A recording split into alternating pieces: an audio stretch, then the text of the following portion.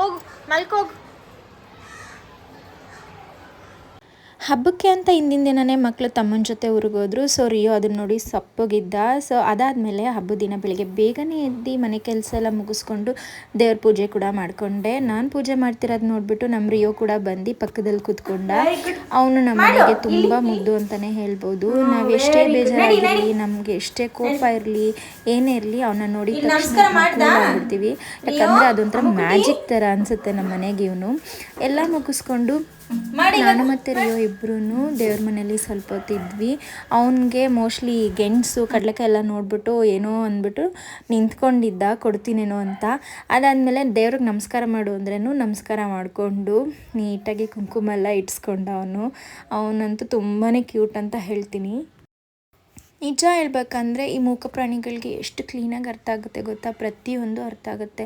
ಕೂತ್ಕೊ, ನಾನು ಪೂಜೆ ಮಾಡ್ತಾಯಿದ್ದೀನಿ ಅಂದರೆ ಕೂತ್ಕೊಳ್ತಾನೆ, ನಮಸ್ಕಾರ ಮಾಡ್ತಾನೆ, ಎಲ್ಲ ಮಾಡ್ತಾನೆ. ಒಂಥರ ಇವನು ಮಗು ಇದ್ದಂಗೆ. ನನ್ನ ಮಕ್ಕಳು ಇವನಿಲ್ಲ ಅಂದರೆ ಅವರಿಬ್ರಿಗೂ ಬೇಜಾರಾಗುತ್ತೆ. ಬಟ್ ಅವರಿಬ್ಬರಿಲ್ಲ ಅಂದರೆ ಇವತ್ತು ಇವನು ಸ್ವಲ್ಪ ಬೇಜಾರಲ್ಲೇ ಇದ್ದ. ಸೊ ನಾವಿಬ್ಬರು ಪೂಜೆ ಎಲ್ಲ ಮುಗಿಸ್ಕೊಂಡು ತಿಂಡಿ ತಿನ್ಕೊಂಡ್ವಿ.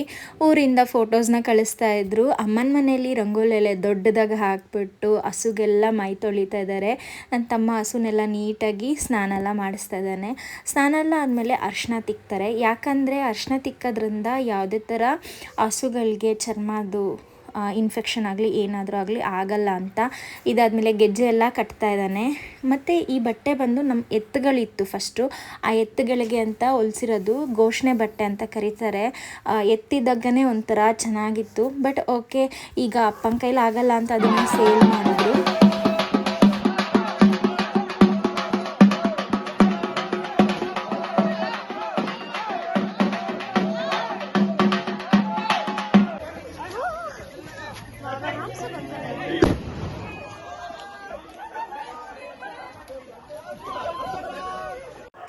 ಬೆಂಕಿ ಆರಿಸ್ಕೊಂಡು ಬಂದಮೇಲೆ ಹಸುಗಳಿಗೆ ದೃಷ್ಟಿ ತೆಗ್ದು ಪೂಜೆ ಮಾಡಿ ಒಳಗಡೆ ಕರ್ಕೊಳ್ತಾರೆ. ಹಿಂದಿನ ಕಾಲದಿಂದನೂ ಈ ಪದ್ಧತಿ ಮಾಡ್ಕೊಂಡು ಬಂದಿದ್ದಾರೆ ನಮ್ಮ ಅಪ್ಪ ಅಮ್ಮ ಇಬ್ಬರು ಕೂಡ. ಸೊ ನನ್ನ ತಮ್ಮ, ನಮ್ಮ ಮೈದನ ತಂಗಿ ಎಲ್ಲರೂ ಹಬ್ಬಕ್ಕೆ ಊರಿಗೆ ಹೋಗಿದ್ದರು. ನನ್ನ ಮಗಳಿಗಂತೂ ಊರಲ್ಲಿ ಹೋಗ್ಬೇಕಂದ್ರೆ ತುಂಬಾ ಖುಷಿ. ನನ್ನ ಮಕ್ಕಳಿಬ್ರು ಫೋಟೋಸ್ ಎಲ್ಲ ತೆಗೆಸ್ಕೊಂಡು ನನಗೆ ವಾಟ್ಸಪ್ ಮಾಡ್ತಾಯಿದ್ರು. ಐ ಮಿಸ್ ಯು ಅಂತ ನಾನು ರಿಪ್ಲೈ ಮಾಡಿದೆ. ಈ ಥರ ಇತ್ತು ನನ್ನ ಸಂಕ್ರಾಂತಿ.